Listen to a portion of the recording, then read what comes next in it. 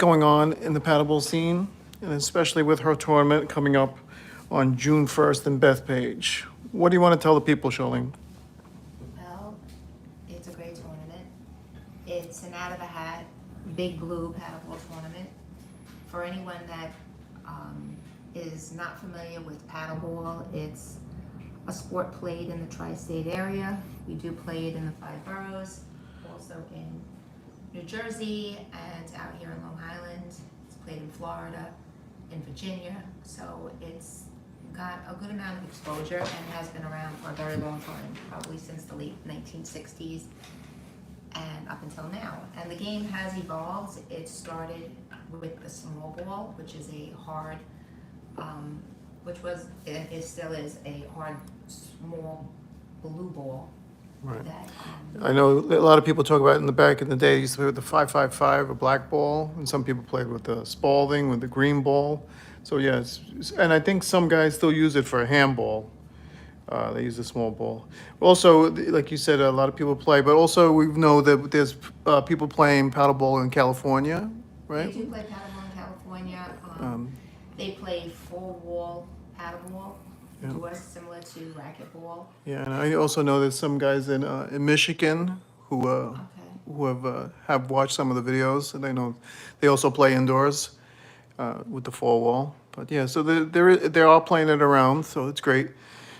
And so your tournament is June 1st, and it's in, you were just saying out of the hat, meaning that Out of the hat, it's the lottery. So what we do to make it fun for everyone, we invite people that are actively playing big blue paddleball, which we use the purple pen paddleball, racquetball. And if you play small ball paddleball, you're invited to play, but we do ask that you practice using the big blue. We call it the big blue, but it's actually the purple pen. But right. it's a great game. It's a great workout. Our tournament allows anyone that's 16 and over actively playing. We do an out of the hat, which is we draw sticks with people's names on it. We break it into 3 divisions, men's, women's, and then we merge in a quarterfinals mix. We also incorporate a drop down for people that don't make it past the first round. We throw them into a drop down division, which allows them to come back in and compete for drop down prizes, money and medals. It's a really fun, great event to bring the community together and to network with other players who don't normally play outside of their park. Right. So now this is like, what, 11, 12 years of doing tournaments in Bethpage? At least, I'd say since 2012, 2011. I came back in 2009 after stopping for about 11 years. So Yeah, but like you said, one of the biggest things about this tournament was it started out the first year, like you said, I think it was 2012, there was 34 players, was it 34? And it was small ball. right? We're Right, playing it was small ball. right? That's correct. And every year it's gotten bigger, It which has is, gotten bigger and the word is spread.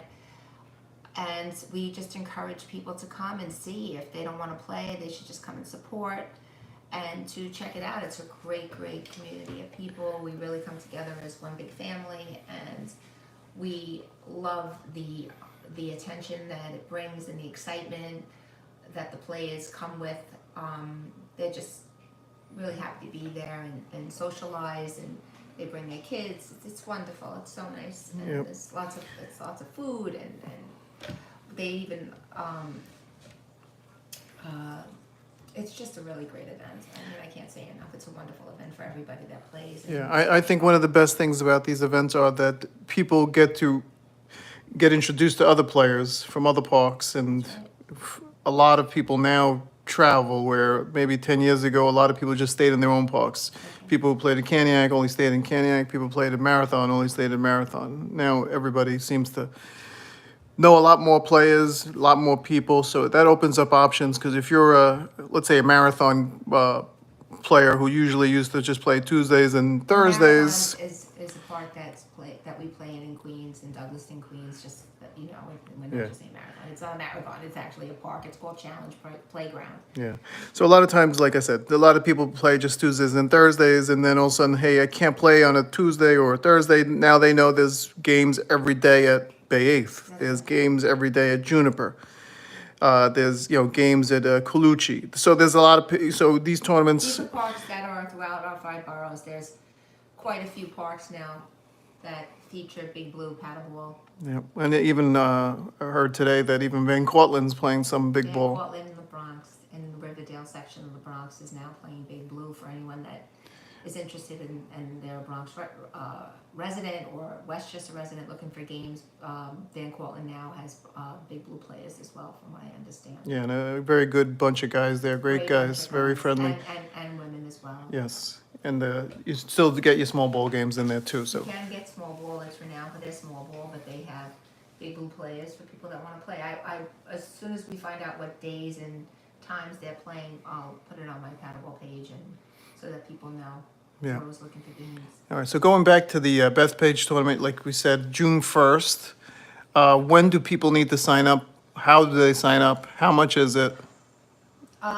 We are currently asking that people prepay for the tournament, and it's $25 a person, and you will get a t-shirt, you will get a goodie bag, you'll get food, drinks. It's an endless amount of food and drinks. It's pretty good. It's really good, and people bring, which is nice. We always accept donations. People want to bring breakfast stuff or whatever, but there's plenty of food for everybody. And the t-shirts are really cool. You get to wear your t-shirt, keep your t-shirt, take pictures with your t-shirt. We have sponsors that help out as well, and their names go on the back of the shirt and also on our beautiful banner that we create every year. And it's a really coming together of a community of people that are still playing paddleball in some capacity, and it's wonderful. It's really nice to see new people and old friends from 30, 40 years ago, so they reconnect. And Yeah, I've seen a few of these reunions. It's great.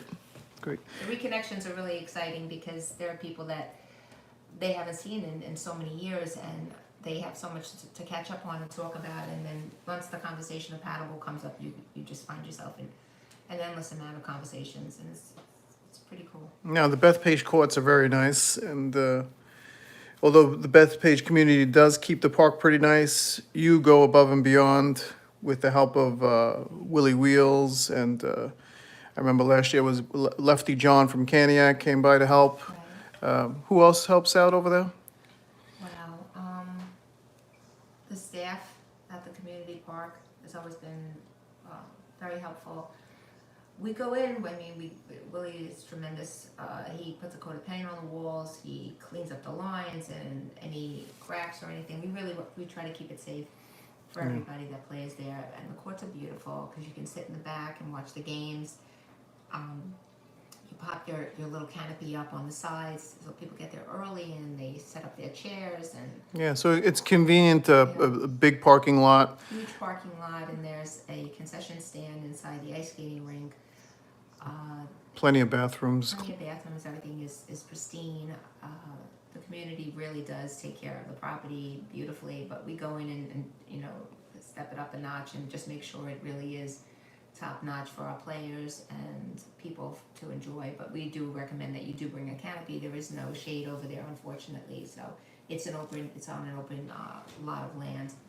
But so everybody knows they bring their stuff, and they set up early, and just getting ready for the games. And the games usually we try to start about 9 o'clock, so we recommend that everybody get there for at least 8 o'clock in the morning just to get set up. And, Right. We usually do our speeches in the morning and take the time to recognize people who have. And you want to get there early because you want to get a selfie with Sue Stevens, don't you? Of course. So we just, we run it down, the rules and regulations, and what they can expect is going to happen during the day, and how the games are going to be run, and introduce the refs, and just explain everything from top to bottom, and obviously throughout the day as we, go into the afternoon portion of the day, and the games start to filter down. Right. So now you mentioned before the kind of format. So format is you're going to have a girls division, and then you're going to have a guys division, Right.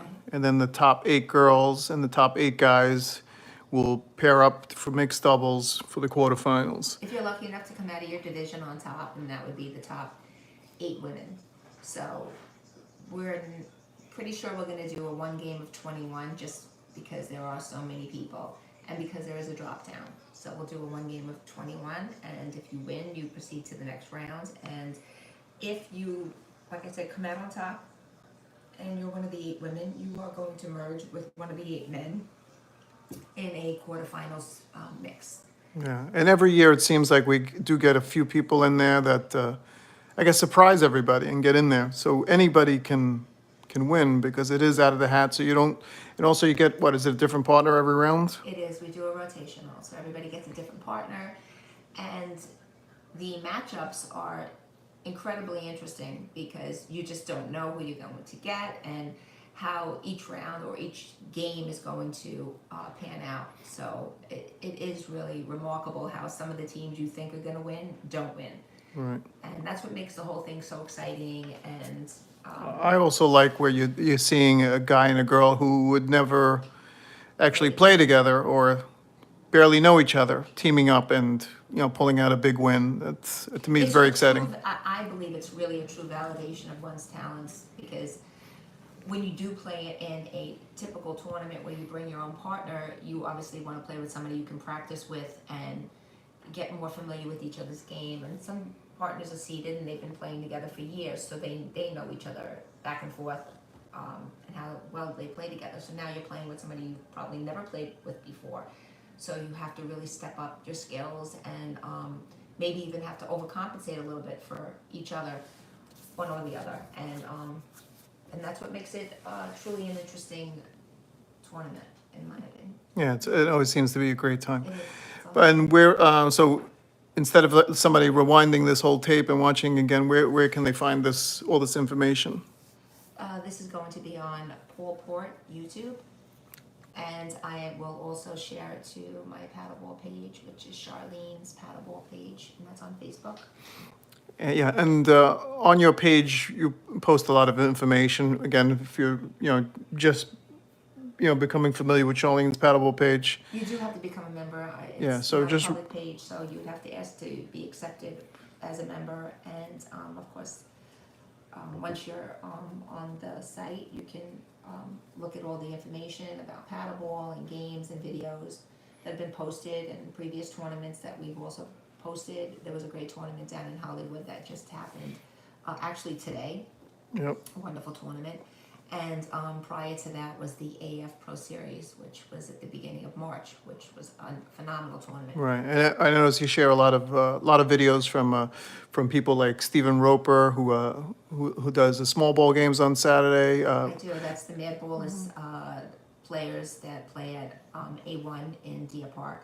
Right, Bay Lou, who travels around a lot, but mostly a lot of the Hollywood, Florida games. But Bay always posts They his always games. post, down in Hollywood. And thank you for all that. With Paddleball United, she puts up her camera, and Ramon Garcia, who's down in Hollywood when he's visiting, always pops up a camera. Yeah, Kim Avina is always sharing a lot of She shares videos. the whole upper page. Yep. So There's a lot of people that support. Sorry, that's my dog shaking. There's a lot of people that support paddleball, and we all really come together as a community because it takes a lot of help. yeah, and a lot of and the I guess normal contributor to all the videos also like Liz Colon obviously and Karen Cardillo, who actually today in Zarigas shared some videos. There's always a lot of videos going up. So yeah, I mean, catch all these channels, and obviously on YouTube, you got John Lombardi's paddleball page. John Lombardi has a ton of Yeah. videos that he's been Great games from videotaping at Juniper. Juniper Park. Yeah, also Great park, great players. Bay 8, also another huge hub for Big Blue paddleball, and they also have paddleball in Staten Island, Midland Courts, New Jersey, in Marlboro. Yep. Yeah. That's my dog again. yeah, and also David Blatt's got a lot of great games on his channel. I mean, Put a lot of stuff up on his page, David Blatt Paddleball. Yeah. David Telica, I think it's called, on YouTube. yeah. Yeah, you look at on the David Blatt. Just don't go David Blatt, the basketball coach. It's David Blatt, the paddleball player. But okay, all right. So Also Calucci Park in the Bronx, and Zurika Indoor. Yeah, Paddleball, of course, how could we forget? Impact Pro, Impact Pro. always sharing paddleball and, of course, handball And videos. hosting a lot of paddleball tournaments. Yeah, so we'll get into more of the other tournaments coming up. I know there's one that Maddie and Mike Melendez, no relation though, but they're doing That's part one. of the Paddleball Family Alliance. Right, they're This has having- been very instrumental over the years. There's a And, tournament coming up that's coming end up of in April. Virginia. Yes, you can also go to his page as well, the Paddleball Family Alliance page, with Mike Melendez and his PFA crew. And there's also Paddleball United, which is another organization that was founded 2 years ago, I believe. And that also hosts a lot of events and also videos on there by Ariel Scarcella. Yeah, like I said, we'll be back again and we'll discuss more about the other people who promote the game and promote the videos. But we just wanted to get the word out about your tournament. And like I said, again, check out Charlene's Paddleball page on Facebook. Have all information on the tournament. Hopefully, you come down to play or support or just hang out. Just it's always a great It's time. always a lot of fun, and you get to see some really incredible players. They have an array of women and men that really play an incredible game, and even our beginners are up and coming and just so excited to be a part of such a wonderful event. And it's all inclusive for everyone that is playing paddleball, whether it's small ball or big blue. We do ask that you have an understanding, a very good understanding of the game, because there's safety involved. So we really encourage everybody to understand and learn the game in its fullest.